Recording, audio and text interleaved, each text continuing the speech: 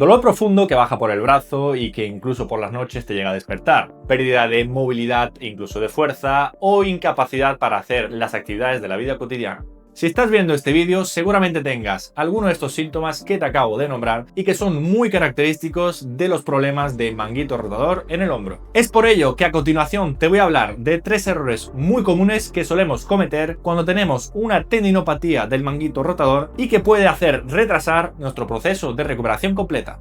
El hombro, también conocida como articulación glenohumeral, es una de las articulaciones más complejas que tenemos en nuestro cuerpo. Se forma principalmente por 2 estructuras. Por un lado tenemos la cabeza del húmero y por otro lado tenemos la glenoides, que es la superficie donde al final la cabeza del húmero va a acabar apoyándose. Si nos fijamos más detalladamente, en este caso la glenoides tiene una superficie bastante más pequeña de la que tiene la cabeza del húmero. Yo aquí siempre suelo poner el ejemplo del golf. Cuando ponemos la pelota de golf sobre el palo este que metemos en el suelo para que así pueda estar mucho más estable la pelota para golpearla, pues esto sería un poquito parecido a lo que ocurre en el hombro. Por un lado la cabeza del húmero, que sería la pelota de golf, y por otro lado la glenoides. ¿Qué es lo que pasa al final? Pues que contrariamente a otras articulaciones, aquí no se produce un encaje perfecto, sino que al final, como esto es mucho más grande que esto, pues tiende a ser mucho menos inestable. Es por ello que el hombro alberga muchísimas estructuras que le van a tener que dar esa estabilidad que por sí sola pues no tendría. Por eso tenemos por un lado la cápsula articular, que es muy potente, por otro lado tenemos muchos ligamentos que van a acabar fijando y también obviamente muchísimos tendones. Esto lo que va a hacer es que el hombro sea la articulación más móvil del cuerpo, aunque no tenga tanta estabilidad. Si nos centramos más concretamente en los tendones que van a ir a ese hombro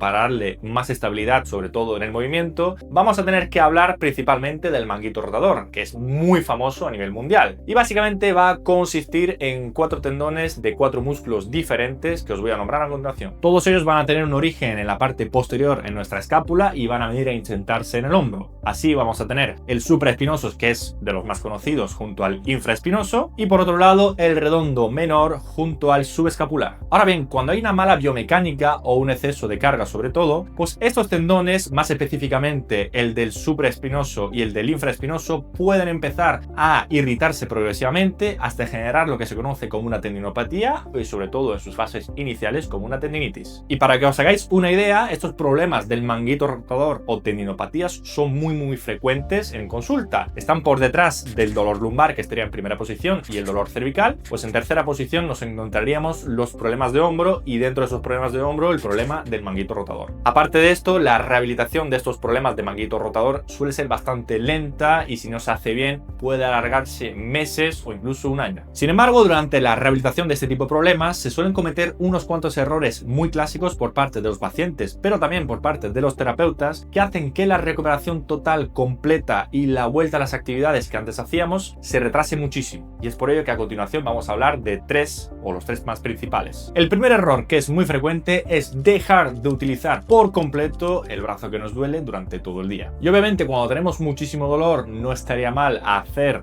un descenso de la actividad de ese brazo, sobre todo evitando todas aquellas actividades que nos puedan generar muchísimo dolor, como suele ser por norma general las actividades overhead, es decir, por encima de la cabeza o por encima de los 90 grados de flexión o abducción, pero debemos de intentar seguir utilizando nuestro brazo, sobre todo en aquellas actividades de la vida cotidiana que no nos generen ningún tipo de molestia o problema. Esto va a hacer sobre todo que el tendón siga trabajando y siga estando estimulado, pero de una forma muchísimo más pequeña o floja, y va a hacer que no se pierda tanta función a largo plazo. Al final, si tenemos el hombro aquí pegado al cuerpo con un cabestrillo y no movemos en absoluto durante semanas, pues lo que va a producirse es una desadaptación de ese tendón para la transmisión de la fuerza efectora del músculo para el movimiento, y lo que va a pasar es que cuando volvamos a hacer algún tipo de movimiento, sobre todo cuando ya no tengamos tanto dolor, pues el tendón, como ya ha perdido esa capacidad y esa fuerza, pues con un mínimo que hagamos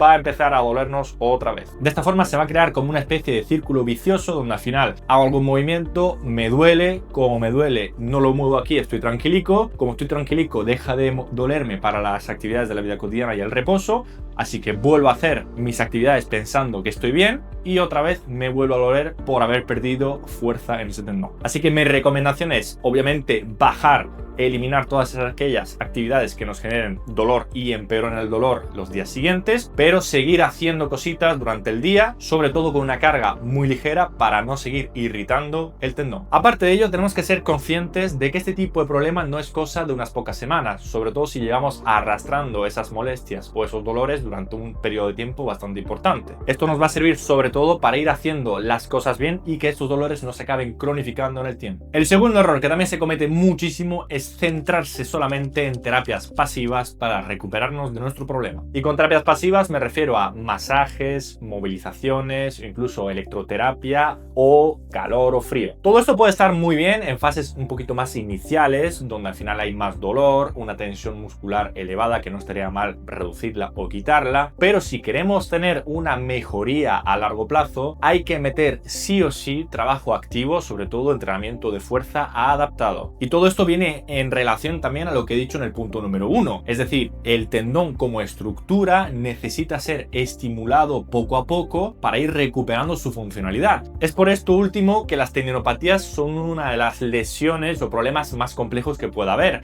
tanto para fisioterapeutas como para los pacientes, y es por ello también que al final van a necesitar de un tiempo bastante importante para su recuperación. Mi consejo aquí es que se empiece desde un primer momento ya a estimular ese tendón con ejercicios de fuerza, aunque sean muy ligeritos. Pueden ser contracciones simplemente isométricas, en rotación externa, en abducción, en flexión, y a partir de ahí, si no se generan dolores extra y sobre todo se va tolerando bien a los días siguientes, ir aumentando esa carga poco a poco. Todo esto que os cuento también va a estar muy apoyado por la evidencia científica, es decir, el ejercicio como primera línea de tratamiento para las tendinopatías, sobre todo la del hombro. Hay una teoría que se llama la teoría del donut, que nos dice que si en el tendón hay una zona que es un poco la que está irritada y es la que ha perdido esa tolerancia a la carga, pues olvidémonos un poquito de esa zona y empecemos un poco a fortalecer y a trabajar todo lo que hay alrededor. De esta forma, pues como podemos ver, ese agujero en el donut, pues no nos centremos tanto en el agujero y centrémonos en todo lo que hay alrededor. Así lo que conseguiremos es que ese tendón aumente sus capacidades y por mucho que tengamos esa zona que no está tan bien, pues podamos seguir y podamos volver a hacer esos movimientos que hacíamos antes sin ningún tipo de dolor. Y el tercer y último error del cual os quiero hablar en este vídeo sería centrarnos al 100% solamente en esta parte de aquí. Y aquí seguramente muchos me digáis, bueno, si me duele aquí, ¿cómo no me voy a acabar centrando en esta parte? Al final, cuando hacemos un movimiento como puede ser este de aquí, no solamente se van a acabar activando los músculos del manguito rotador para estabilizar el propio movimiento, sino que también otro tipo de musculatura que no pertenece a ese manguito va a tener que trabajar también para que la biomecánica se haga de una forma correcta. De esta forma, músculos como el propio trapecio, los deltoides y sobre todo músculos posteriores a nivel escapular como son el romboides o el trapecio inferior van a tener que también activarse de forma coordinada para que esa biomecánica a nivel escapular cuando levantemos el brazo sea correcta y no haga que los tendones que tenemos a nivel del manguito rotador nos lleven a un exceso de carga. Como hemos dicho al principio, el exceso de carga suele ser el principal culpable de esas tendinitis o tendinopatías a nivel del manguito rotador. Pero claro, esto aunque aparezca aquí puede ser debido a una mala biomecánica detrás o una debilidad de todos esos músculos que os acabo de comentar a nivel escapular. Es por ello que aunque sea muy importante trabajar la fuerza del propio manguito rotador con ejercicios en rotación externa como puede ser aquí o aquí arriba, hay que también incluir bastantes ejercicios que trabajen los músculos posteriores escapulares como puede ser el serrato anterior aquí, el trapecio inferior y el romboides. De esta forma vamos a empezar a ver el hombro no solamente como una articulación aquí, sino más bien como un complejo articular que incluye también la propia escápula y todos los músculos que trabajan sobre ella. Y creedme que en muchísimas ocasiones cuando empezamos a estimular y a trabajar la fuerza y la estabilidad de todos sus músculos posteriores, empieza a haber una mejoría bastante importante en nuestros tendones del manguito rotador. Y todo esto porque cuando hacemos estos movimientos con el brazo hay una mejor estabilidad y esto hace que se sufra muchísimo menos aquí. Y hasta aquí el vídeo de hoy, amigos y amigas. Espero que os haya gustado y os haya sido de gran utilidad. Y recordad, si os gusta este tipo de contenido, no olvidéis darle un buen like, suscribiros y compartir con aquella persona que lo está pasando mal con su hombro y a la cual esto le puede ayudar. Nos vemos en el próximo vídeo.